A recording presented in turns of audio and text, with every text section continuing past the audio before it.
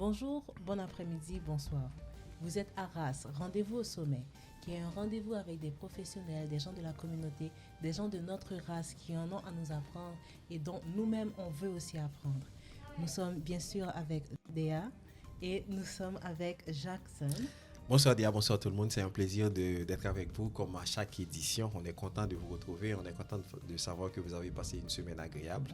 Et on est content aussi de voir comment vous avez réagi aux émissions qu'on a déjà réalisées. Vos commentaires, vos messages, ça nous fait chaud au cœur et ça nous motive à continuer ce travail. Bien entendu, comme on le dit souvent, on le fait justement pour aider notre communauté, pour essayer de faire une différence, parce que je sais qu'il y a beaucoup d'informations, ça saute aux yeux, mais vous ne prenez pas le temps de les maîtriser. Nous autres, on essaie de vous aider, juste de vous sensibiliser sur l'importance de ces informations. On parle de certaines choses, on invite aussi des personnes pour venir vous informer, vous sensibiliser, vous motiver, vous aider aussi à prendre conscience du rôle que vous avez à jouer justement dans le développement de cette communauté. Alors on est très content, comme je l'ai dit tantôt déjà, j'espère que tu as passé une bonne semaine. Pour moi ça a été super, je suis encore sur mes 2 pieds. Ça c'est la bonne chose. Oui, c'est excellent ça. Excellent. Alors aujourd'hui on va parler de quelque chose qui est d'une importance capitale, parce que c'est sur toutes les lèvres, il n'y a pas un coin où tu passes, tu n'entends pas ces trois lettres. DPJ. Aujourd'hui, on va parler de la DPJ. C'est quoi la DPJ? Pourquoi ça a été créé? C'est quoi le rôle de la DPJ? On dit que la DPJ, c'est un collectionneur d'enfants. Est-ce que c'est vrai? On va essayer d'apporter, je dirais, de faire parler aussi les statistiques par rapport aux approches de la DPJ. Donc, on a invité un ancien de la DPJ, justement, qui va nous vendre cette direction de la protection de la jeunesse. Donc, c'est Jacqueline Deran. Jacqueline est ancien de la DPJ, comme je l'ai dit tantôt. Il est avec nous en studio. Jacqueline, on est content de vous accueillir avec nous à Rendez-vous au sommet. J'espère qu'aujourd'hui, après cette émission, notre communauté sera belle et bien informée sur le rôle de la DPJ et surtout comment se positionner par rapport à cette direction de la protection de la jeunesse. Jacqueline, bonsoir et bienvenue à Rendez-vous au sommet. Bonsoir tout le monde, je suis un petit peu timide. Ça ne se voit pas. C'est pas ma première fois, c'est pas ma dernière fois non plus. Parler de la DPJ, on a déjà organisé pas mal de formations dans les écoles pour pouvoir vraiment dire aux parents qu'est-ce que c'est la DPJ. Est-ce qu'ils devraient comme s'inquiéter quand la DPJ arrive dans la vie de leur famille? Je sais que c'est pas facile de voir la DPJ arriver, c'est tout un monde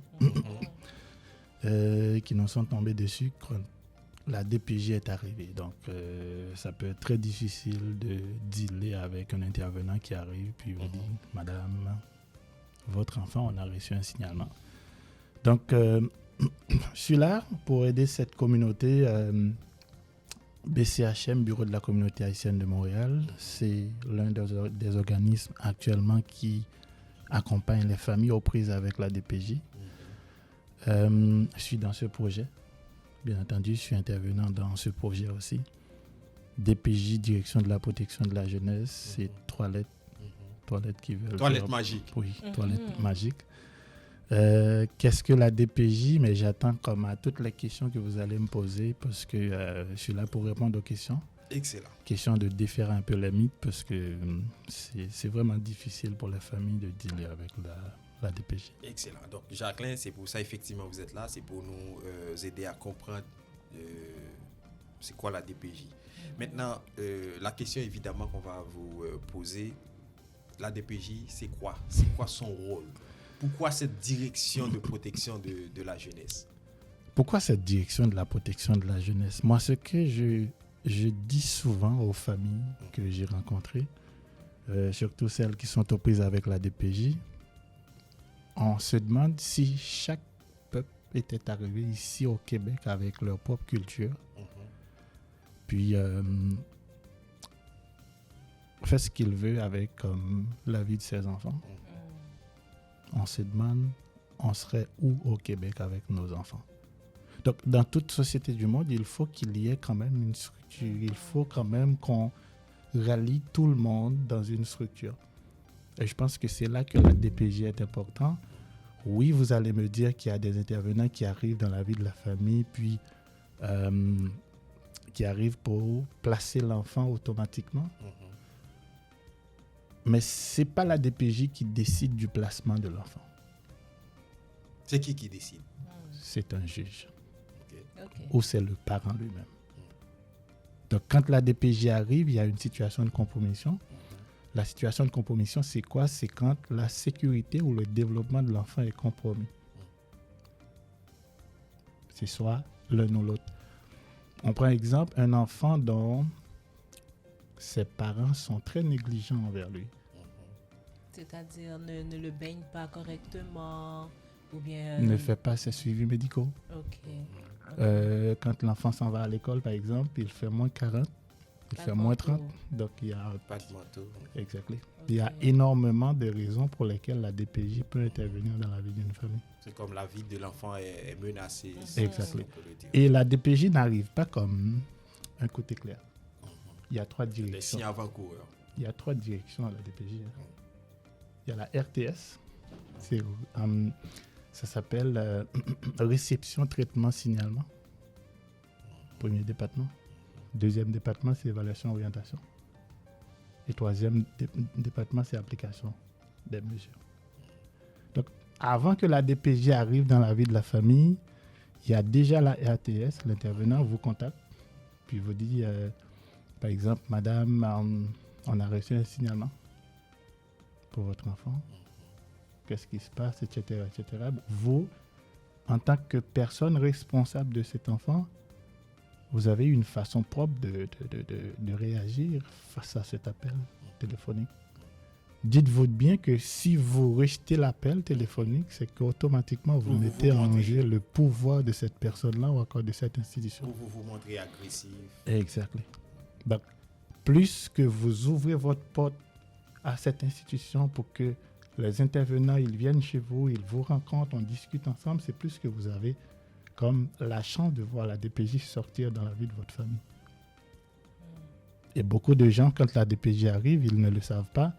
L'intervenant de la DPJ a beaucoup plus de pouvoir sur l'enfant qu'un policier. OK. Oui. Donc, comme on dit chez nous, si on parle de chef, un policier n'est pas plus chef qu'un intervenant de la DPJ. OK. C'est important, ça. Tu parlais de culture tout à l'heure. Et justement, moi, c'est un aspect qui m'intéresse beaucoup, un peu la sociologie. Comment chaque peuple interprète l'éducation, interprète une façon de démontrer de l'amour envers leur enfant, corriger l'enfant. Donc, comment la DPJ fait pour garder un peu en tête que même si la personne bat son enfant, ce qui est choquant pour moi maintenant, mais étant donné que c'est dans sa culture, comment l'amener maintenant à voir que ce n'est pas la meilleure solution, qu'il y a d'autres façons? Est-ce que, c'est un peu large comme question, mais est-ce qu'il y a des stratégies, des plans bien précis qui sont créés pour les familles immigrantes? Comme la sensibilisation. Oui. Exactement. Avec la DPJ, la DPJ arrive avec des ressources parfois.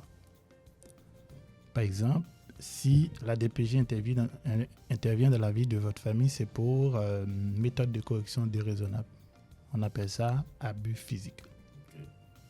Motif de raisonnement.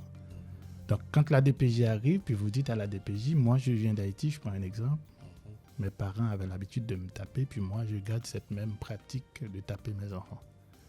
Et là, la DPJ va vous dire, non madame, au Québec, vous n'avez pas le droit. Ils vont mettre des ressources disponibles pour vous aider à trouver d'autres méthodes de correction pour vos enfants.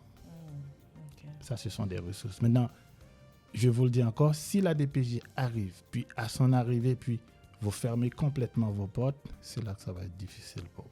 Oui, c'est mauvais signe. Vous avez le droit de fermer vos portes, bien entendu. Vous avez le droit de dire à l'intervenant que je ne vous vois pas chez moi, je ne veux pas la DPJ chez moi. C'est votre droit. Mais cependant, les conséquences pourraient être comme très graves. grave. Quoi comme conséquence, par exemple? Ben, la DPJ va vous traîner devant un juge pour accepter que l'intervenant ait accès à votre maison, ou encore même si vous ne voulez pas que ça soit dans votre maison, mais ait accès à vous en tant que parent, ait accès à la place où cet enfant il demeure. Mais c'est juste une question de collaboration. Moi, je dirais dans la majeure partie des cas, il y a un problème de collaboration.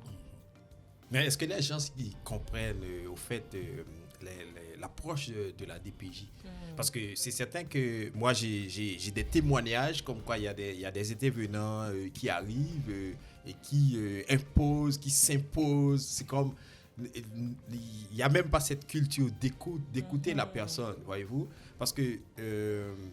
quand même, l'approche, ça peut engendrer des frictions entre un parent et un intervenant de la DPJ, justement. Je suis tout à fait d'accord avec vous. Ce n'est pas le directeur ni la directrice de la protection de la jeunesse qui arrive chez vous comme en personne. Donc, oui. Mais un intervenant, c'est un représentant officiel de la DPJ. Oui, mais ça peut arriver aussi où cet intervenant, comment est-ce que je peux dire, quand il arrive dans la famille, il a sa propre conception des choses. Il arrive avec des a priori. Exactement. Il peut arriver avec sa propre façon de voir les choses. Mais maintenant, vous, en tant que parent, quand vous rencontrez cet intervenant, il y a un minimum quand même à offrir à cet intervenant. C'est comme la première chose, moi, c'est dans ma conception à moi, c'est le respect que vous allez mettre en évidence face à cet intervenant-là. Est-ce qu'à son arrivée, vous allez lui dire que vous êtes de la DPJ, puis vous n'êtes pas la bienvenue dans la famille? Je pense que cette mauvaise façon de recevoir la personne, ça peut engendrer des conséquences. Maintenant, l'inverse est aussi vrai. Moi, ça m'est déjà arrivé de témoigner devant un juge pour des enfants qui devraient être placés par un intervenant. Alors, tu témoignais pour les enfants, pour les parents? Dans le cadre de mon travail, je témoigne aux côtés des parents. Ah, ok. La DPJ demande que cet enfant soit placé. Et nous, en tant qu'organisme qui travaille avec cette famille, on voit que cette famille est en train quand même de progresser par rapport au motif de compromission. Donc, quelque part, Jacqueline, c'est comme vous reconnaissez que les intervenants, la pratique de certains intervenants, ça quand même... Ça nuit, si tu veux, à la réputation même de la DPJ. Je ne vais pas dire ça nuit à la réputation de la DPJ, parce que ça va dépendre les yeux avec lesquels cet intervenant-là, il fait son analyse. Moi, je peux faire mon analyse avec un ensemble d'éléments culturels pour dire, par exemple, que c'est une famille haïtienne. S'il utilise des méthodes de correction déraisonnables, c'est dans sa culture. Maintenant, pour corriger cette situation, je rencontre cette famille une fois par semaine ou encore une fois ou 2 semaines. On corrige tout ce que cette famille-là devrait corriger. Puis au final, l'intervenant de son côté n'a pas confiance en cette famille. Mais cette confiance, ça dépend généralement de l'ouverture que cette famille elle fait vis-à-vis de la DPJ. S'il n'y a pas d'ouverture, donc l'intervenant de son côté, qu'est-ce qu'elle peut faire? Est-ce qu'il y a des chiffres, comme des statistiques du avant-après DPJ? Comme si pour démontrer l'évolution ou bien l'utilité de la DPJ, est-ce qu'avant, les enfants étaient plus maltraités? Parce que je sais qu'au Québec, il y a l'histoire de Aurore, l'enfant martyr, qui est un peu une histoire très... Je ne sais pas si tu connais, oui, hein, qui est vraiment frappante. Et puis, des fois, je me demandais si c'était comme ça que la DPJ avait commencé. Normalement, si on est dans l'historicité de la DPJ, avant 1979, on ne parlait pas de la DPJ. Okay. Quand il y avait un problème dans la famille, avec les enfants, c'est surtout l'Église qui s'occupait de ça. Mais à un certain moment de la durée, on s'entend là-dessus que l'Église peut aussi prendre parti pour une famille, etc. Ce n'est pas l'histoire, mais au final, la DPJ a pris naissance. Puis, moi, ce que je dis souvent aux familles, surtout aux familles immigrantes, on ne va pas se mentir, même si on a un passeport canadien, on est des étrangers sur la terre québécoise.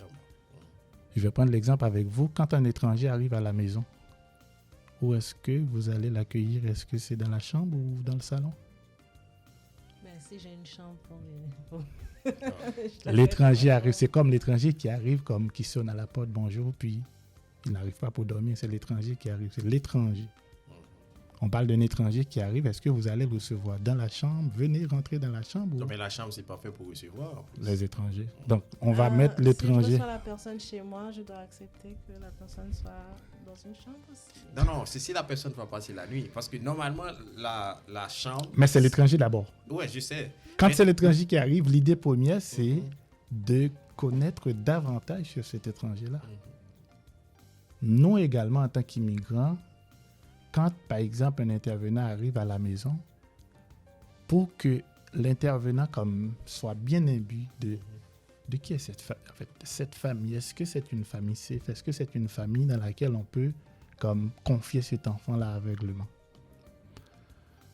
Et moi, ce que je me dis souvent, si la DPJ n'était pas là? Je vous laisse répondre à cette question. Oui, exactement. On va arriver là.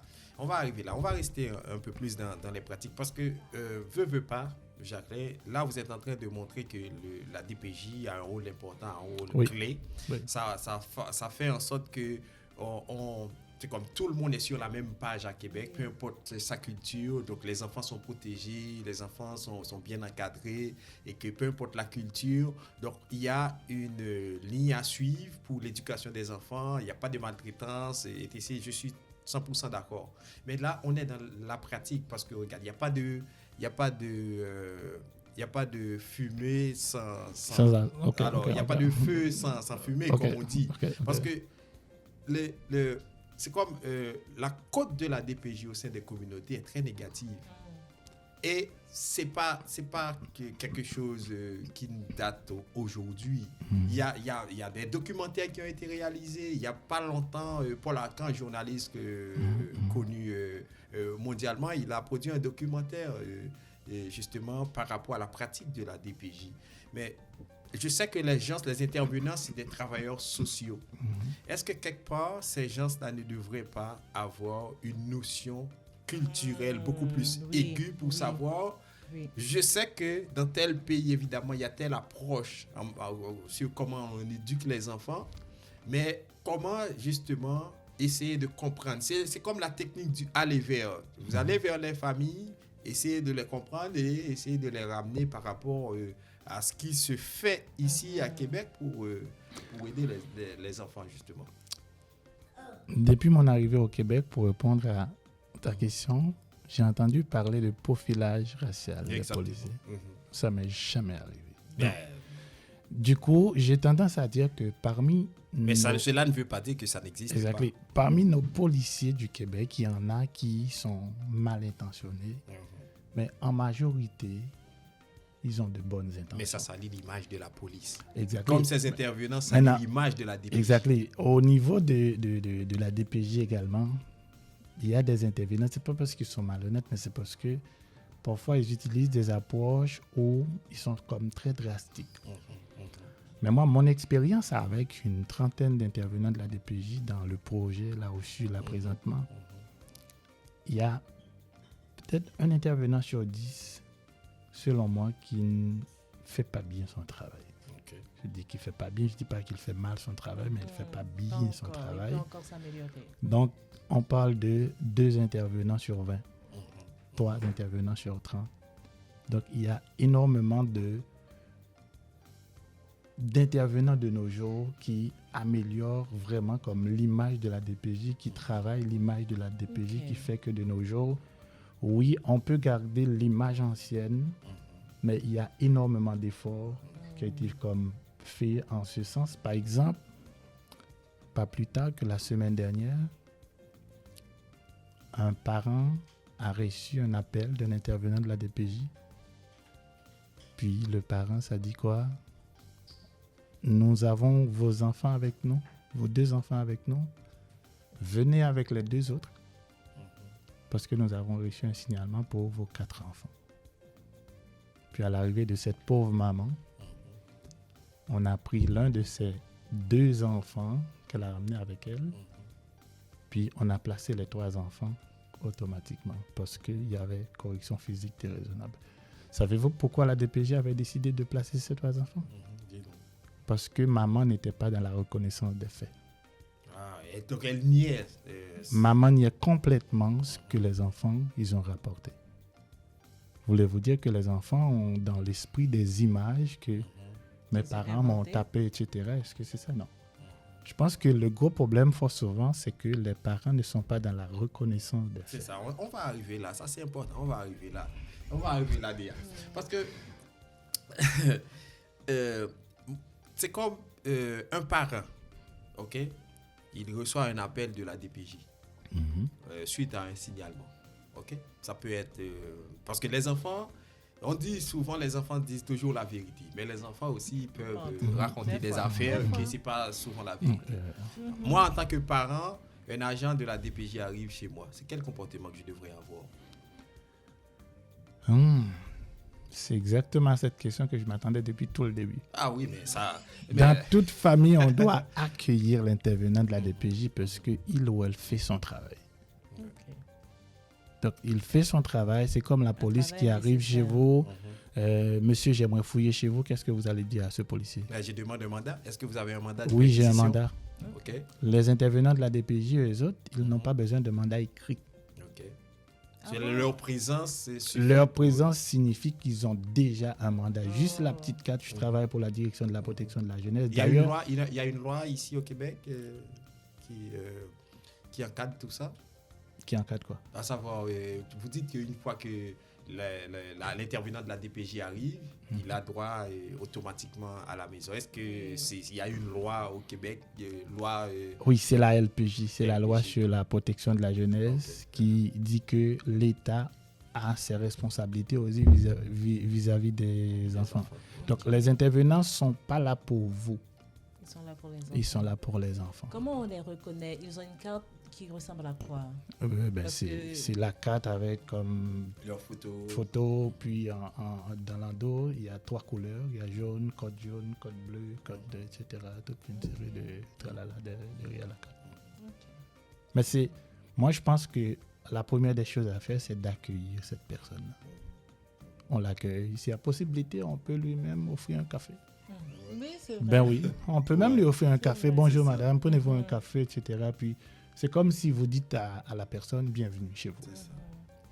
C'est la maison des enfants, vous êtes là ça, pour... Ça, c'est l'hospitalité. Exactement. Ça, c'est le minimum. Et vous allez voir dans la majeure partie des cas, un intervenant qui arrive chez vous comme ça, puis vous utilisez cette pratique pour l'accueillir, ça fait déjà un point. Vous le dégonflez automatiquement. Ça fait déjà un point pour vous.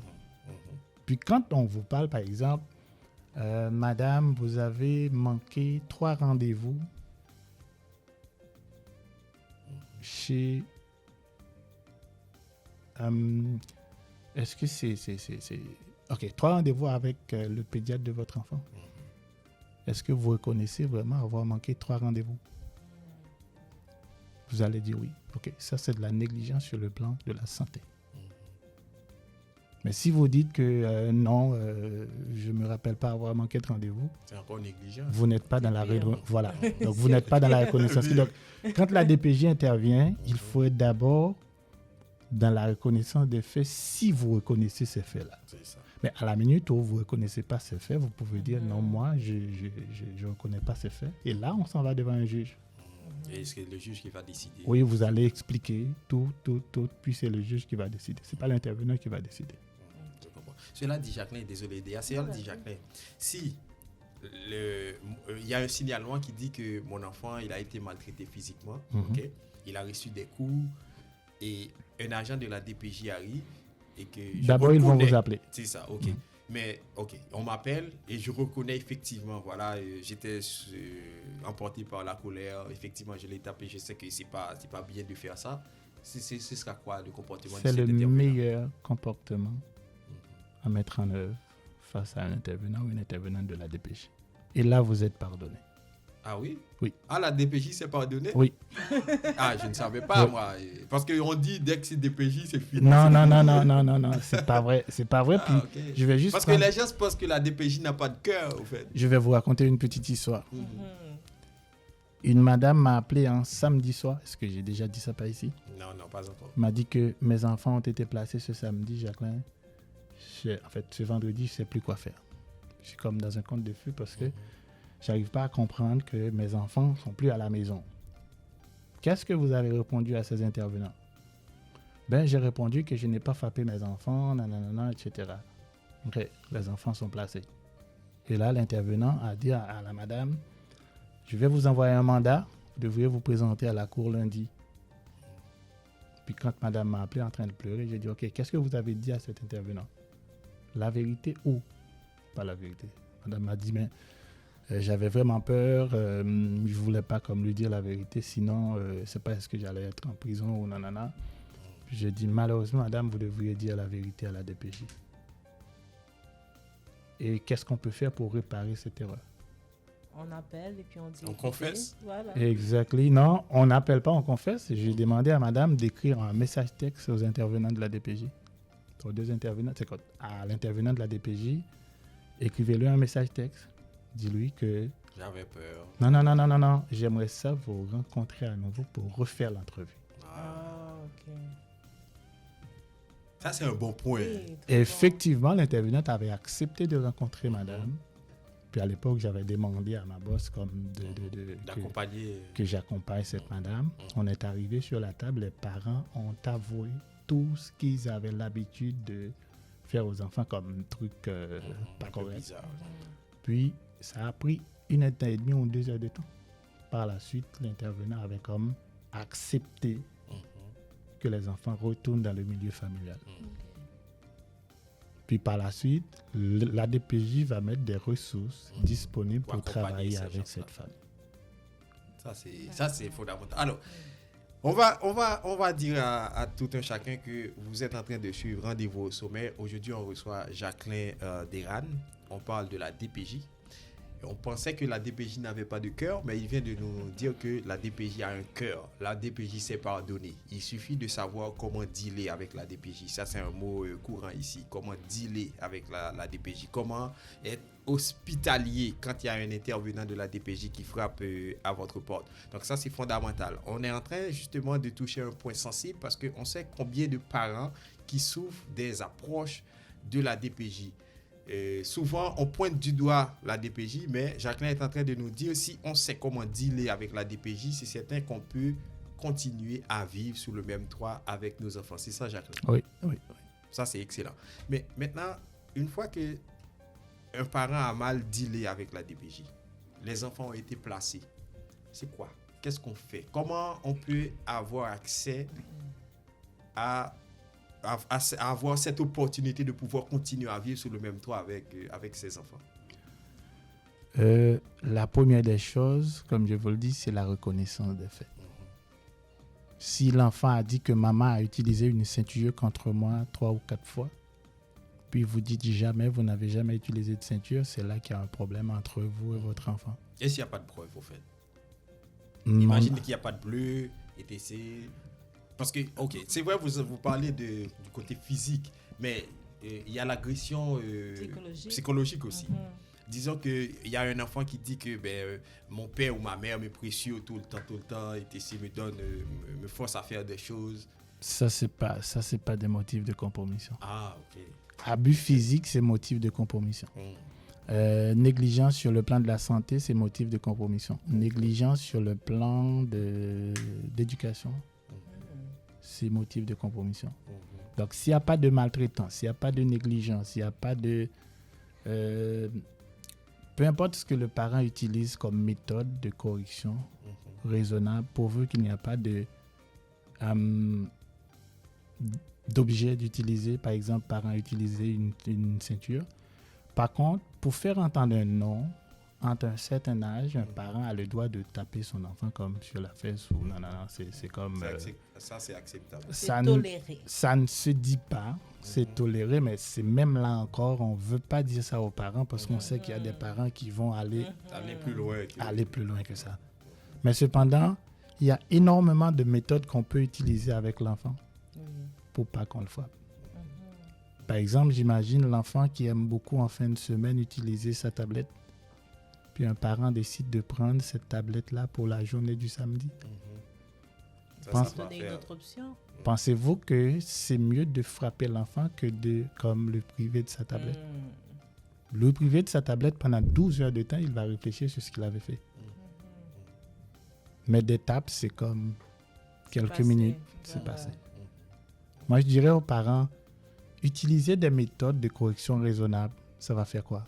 Ça va faire en sorte à ce que nos petits garçons, ils grandissent vraiment dans l'amour de ses parents et que demain, ils ne vont pas comme faire de la violence sur leurs femmes. Parce que le nombre de cas de violence conjugale de nos jours, vous êtes au courant que c'est en hausse à Montréal. Oui, c'est en hausse. Et chez nous, en plus en Haïti, c'est pas en baisse en plus. Un peu partout. N'en parlons pas. C'est vrai. Dans le Maghreb. Ça commence à la maison. Ça commence comme les parents Ça commence à la maison. apprennent. Et c'est ça que le Québec est en train de comme défaire. Essayer de faire en sorte à ce que nos enfants grandissent beaucoup plus dans l'amour que dans la maltraitance. Alors, je comprends. Les enfants grandissent dans l'amour que dans la maltraitance. Il y a un point que je voudrais voir avec vous, Jacqueline. Si on peut le dire, c'est l'aspect suivi. Okay? Déa l'avait touché tout à l'heure. C'est comme suite à la DPJ, par exemple, un enfant qui a été placé. On dit que il y a beaucoup de témoignages. Moi, je n'ai pas de chiffres par rapport à ce que je vais vous dire. Mais on remarque que les enfants, ils sont devenus, si vous voulez, pires par rapport à avant. OK? Parce que c'est comme sortir de la DPJ et arriver à intégrer ou réintégrer la société. Bon, disons intégrer la société et gagner sa vie, suivre une ligne saine. C'est un peu paradoxal. Je pense que il y a des intervenants même de la DPJ qui ne voient pas bien quand les enfants sont placés dans une famille d'accueil. Okay. L'objectif premier de la DPJ ou encore des intervenants de la DPJ, c'est d'abord de placer l'enfant dans le milieu familial. Est-ce pourquoi quand la DPJ intervient dans la vie de la famille, vous pouvez demander en tant que parent que mon enfant soit placé chez ma soeur, chez mon frère, chez mon cousin, chez mon etc. Selon la loi, les premières possibilités doivent être d'abord dans la famille. On parle de famille de proximité. Donc, dans cette situation, si vous n'avez personne du tout où les enfants, où l'enfant il peut aller, c'est là que DPJ va aller vers un placement comme à l'extérieur. Ces placements à l'extérieur, on les appelle comment? C'est des familles d'accueil, c'est des centres de jeunesse. Oui, mais les centres de jeunesse alors, il y a des familles d'accueil, mais dans les centres de jeunesse, ça ne va pas. Famille d'accueil, centre de jeunesse, c'est presque pareil. C'est presque pareil parce que l'enfant est placé à l'extérieur de la famille. Non, je sais, mais je dis, dans famille d'accueil, c'est une famille, c'est peut-être mieux organisé, c'est ça. Mais dans les centres de jeunesse, c'est comme une petite prison. On s'entend là-dessus que dans les centres de jeunesse, c'est plus libéral un peu. Il n'y a pas de structure vraiment où les enfants ils font ce qu'ils veulent. Oui, mais c'est tout à fait normal. L'enfant qui grandit sans comme avoir des cadres ou encore avoir une structure vraiment, ça peut être difficile pour cet enfant demain de savoir quoi faire face à X ou Y situation. Je comprends, mais est-ce qu'on ne fait pas plus de tort à cet enfant de le placer dans un centre de jeunesse suite à quelques tapes au fils? Moi, je dirais non. Moi, je dirais non parce que si cette violence continue dans cette famille, on se demande est-ce que cet enfant-là ne serait pas comme un... Je comprends, mais Jacqueline, après les centres de jeunesse, les enfants, ils sont rendus violents aussi. Oui. Ils ont des pratiques un peu bizarres aussi. Oui, mais maintenant, au moins la DPJ est rassurée que cet enfant-là ne va pas subir de la maltraitance dans le milieu de la famille. Oui, mais souvent, il subit de la maltraitance dans les centres de jeunesse. J'ai plusieurs exemples. Moi, j'ai mené mes petites enquêtes avant cette émission. Moi, je te dis, dans les centres de jeunesse, il y a beaucoup de cas de violence psychologique. Exactement. Moi, pour avoir été comme employé de la DPJ, je n'ai pas entendu cette version. Par contre, je peux confirmer que par moment, oui, ça existe. Par rapport à ce que j'ai entendu comme des sons de cloche. Mais être témoin que les enfants comme... c'est un peu paradoxal. Dans le milieu de la famille, ça va dépendre de qu'est-ce que cette famille-là, elle fait avec l'enfant pour que la DPJ place l'enfant.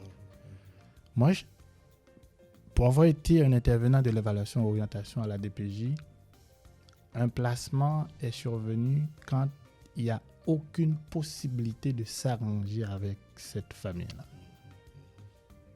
C'est pas que automatiquement que la DPJ arrive, on place l'enfant. Non, c'est pas ça. Mais les immigrants sont un petit peu comme désavantagés par rapport à ça parce que il y a la difficulté de la communication entre eux, on va dire la barrière linguistique parfois, et ensuite ils n'ont pas nécessairement de famille. Donc c'est rapidement le prochain recours, c'est la famille d'accueil pour quelqu'un qui vient tout juste d'arriver et qui n'a pas nécessairement de racines profondes au Québec. Donc je comprends, j'admire le rôle de la DPJ. En même temps, j'aimerais que ce ne soit pas, que ça n'est pas les résultats que j'ai l'impression de voir et qui sont, c'est pas par méchanceté, mais étant donné que le système est fait comme ça, automatiquement il y a des gens qui sont désavantagés par ce système. Comme je l'ai dit tout à l'heure, quand un étranger arrive chez vous, La chambre. C'est pas chez moi en tout cas, pas chez moi. Les étrangers, si l'étranger rentre chez moi, tu es accueilli. Ok. Maintenant, même si on accueille l'étranger, mais il faut toujours considérer comme, comment est-ce que je peux appeler ça? C'est comme on chez donne. moi, c'est assez grand. C'est comme si on lâche pas trop à l'étranger. Maintenant, l'intervenant aussi, quand il rentre, il veut connaître avec qui il a affaire. Dans cette situation, vous avez pour mission d'expliquer à l'intervenant que moi, je viens d'Haïti. Je suis arrivé au Québec, j'ai des pratiques comme éducatives pas commodes. C'est pas que c'est pas commode. C'est pas que c'est pas adapté à la réalité. On s'entend là-dessus que prendre une ceinture pour frapper un enfant, c'est pas commode. Même si on va me dire que disons-le comme ça. Dès que c'est abus physique, évidemment, je suis parce que là, utiliser une ceinture, on s'entend là-dessus que ça laisse des marques, ça laisse des traces. Mentales et tout. Donc, ça, je suis d'accord. Surtout au Québec, il y a trop d'options, il y a trop d'autres façons de un bon résultat. C'est ça. Bon, Jacques, je dois vous demander ça. Est-ce que vous ne pensez pas qu'il y a des cas où on a enlevé les enfants de leur famille? On ne dit pas enlever, on dit placer. Oui, désolé. C'est un mot, ouais, c'est impropre, ça. C'est comme kidnapper. Oui, mais si on fait référence à la... Excuse-moi. Si on fait référence au documentaire de Paul Arcand, c'est vraiment le thème que les parents utilisent. Oui, mon enfant a été kidnappé. Oui, a été enlevé. Ça, mon enfant a été enlevé. Mais est-ce que vous ne pensez pas que les enfants ont été placés injustement? Est-ce qu'il n'y a pas de cas? Moi, je dis oui. Moi, je dirais oui. C'est ça. Pour être quand même franc avec vous, oui, il y a des cas où malheureusement, pour une raison ou pour une autre, mes enfants, je ne sais pas qu'est-ce qui peut être à l'origine de ça, l'enfant a été placé. Mais ça arrive aussi aux États-Unis où la personne est en prison pendant 20 ans, 30 ans, 40 ans, alors que cette personne-là est innocente. Donc, il y a des cas où l'enfant peut être placé sans que ça ne soit pas comme... ça soit pas nécessaire. Mais comme je vous le dis, on s'en va devant un juge, puis le parent va expliquer la situation telle qu'elle est, puis par la suite, le juge va décider est-ce que cet enfant-là va être placé ou non. C'est pas la DPJ qui décide le placement de l'enfant. Par contre, la DPJ peut décider de placer l'enfant pendant 48 heures. Ça, c'est une loi, on ne va pas rentrer dans ça. C'est comme on met l'enfant quelque part en attendant qu'on arrange notre différend. Détention préventive. Non, mais je vous le dis, parce que le mieux avec la DPJ, c'est de ne pas arriver devant un juge. Je dis le mieux. Le mieux, c'est de s'asseoir avec eux autres. C'est comme si on... une entente vous pouvez même demander à rencontrer la boss de cet intervenant ou le boss de cet intervenant-là. À savoir le directeur. Oui, le directeur. Non, c'est pas le directeur de la protection, c'est comme chef de service ou encore cordeau clinique. On demande à rencontrer la personne, puis on discute avec elle, puis voilà. Excellent. Ok, c'est bon. Ben, Jacqueline, je pense qu'on a fait le tour de la chose. Oui, on a fait le tout. Puis, il y a des organismes ici à Montréal. Allez-y. Quand votre enfant est placé ou quand la DPJ est arrivée dans la vie de votre famille, il y a un organisme qui s'appelle BCHM, je travaille pour eux autres, Bureau de la communauté haïtienne de Montréal. Donne l'adresse. C'est 69-70, quelque chose comme ça, oui, Maquette, si je ne me trompe pas. Mais si vous écrivez BCHM... Tu ne dois pas te tromper, c'est là que tu vas chaque matin. Non, je ne travaille pas au bureau, je travaille généralement à la maison. Okay. Donc, c'est 69-70, rue Maquette. Donc, si vous êtes mal pris avec la DPJ, vous ne savez pas quoi faire, il y a une équipe d'intervenants professionnels qui sont là. C'est gratuitement le service. Oui, le service est gratuit. Puis, si vous devriez vous rendre également à la cour devant un juge, vous savez comment s'y prendre. Il y a l'accompagnement d'un intervenant qui va vous accompagner. Est-ce que vous avez des interprètes? Nous, on n'a pas d'interprète, mais si vous allez à la cour, automatiquement que vous arrivez, vous demandez pour un interprète, on va vous donner un interprète pour quelle que soit la langue. C'est ça. Donc, c'est l'organisme. DA est en train de se vendre. Oui, non, mais moi, je trouve que cet organisme fait bien son travail à date parce que les intervenants, ils accompagnent les parents jusqu'au bout. Ils accompagnent les parents. Il y a même des cas où la DPJ communique avec nous pour savoir comment ça va dans cette famille. Excellent. Ça, donc, nous, on est un organisme de confiance. Donc, à chaque fois qu'on arrive dans la famille, on dit à la famille qu'on n'arrive pas pour travailler en connivence avec vous, mais on arrive pour travailler en collaboration avec vous. Voilà. Donc, c'est ça. Ben, Jacqueline, merci beaucoup. C'est un plaisir de vous avoir avec nous. Je pense que tu as bien vendu. Exact. Vous avez bien vendu la marchandise.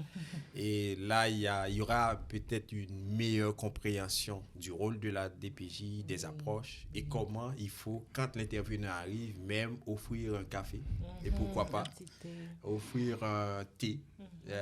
Et si justement on fait du tom-tom, on peut offrir quelques bouchées aussi. C'est important parce que, dépendamment la de... nourriture, ouais, exact, c'est bien, c'est ça. Parce qu'on dit que celui qui a mangé n'est plus enragé. C'est ça qu'on dit.